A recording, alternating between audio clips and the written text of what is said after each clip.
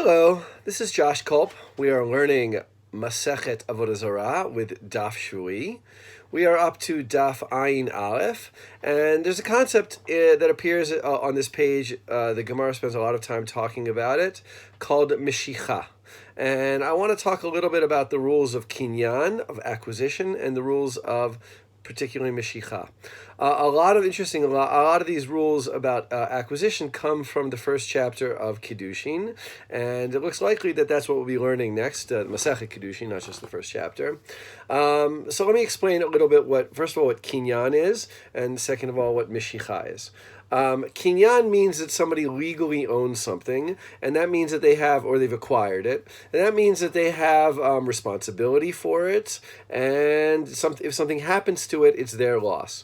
So if I acquire your cow, we need to know, when does the cow legally become mine, to answer questions such as, what if the cow died? Was it my cow that died, my loss, or your cow that died? Do I have rights to sell the cow?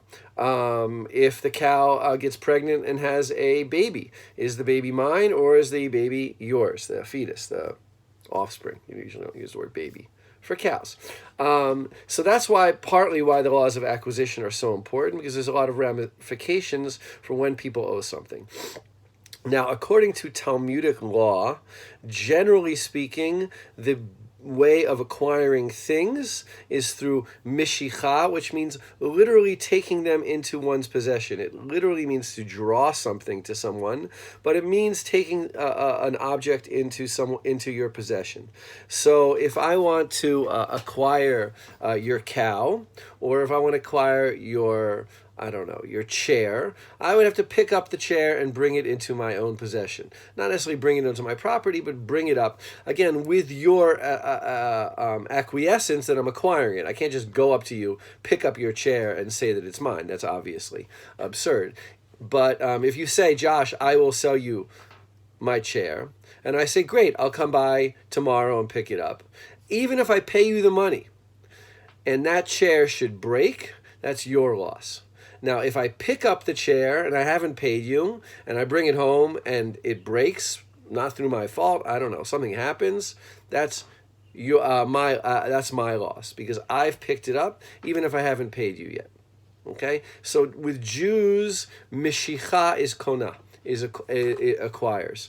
Now, you can sense that that's problematic.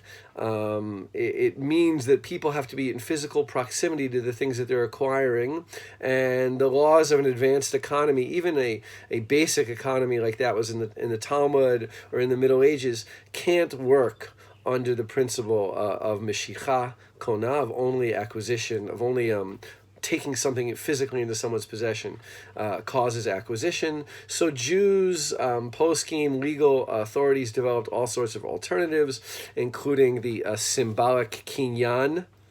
Right? Remember, you lift up the pen if you've ever done the ketubah ceremony, if you've ever sold your chametz, you lift up the pen. It's a symbolic act. You lift up a handkerchief, some object. That is a symbolic act to affect transactions, transmission of property.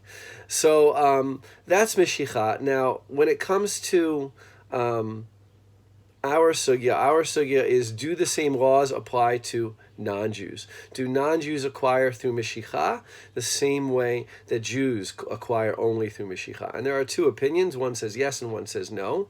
But I just want to give you maybe three somewhat succinct theories as to why there should be different laws, specifically about this, but in general, different economic laws governing Jews and Gentiles. So one is, there may be some observed behavior, and actually the sugya starts out this way. We see that non-Jews act as if something besides Meshicha, something besides drawing the object into one's property, affects acquisition, and therefore it's not a principle. It's just, when it comes to non-Jews, Meshicha is kona.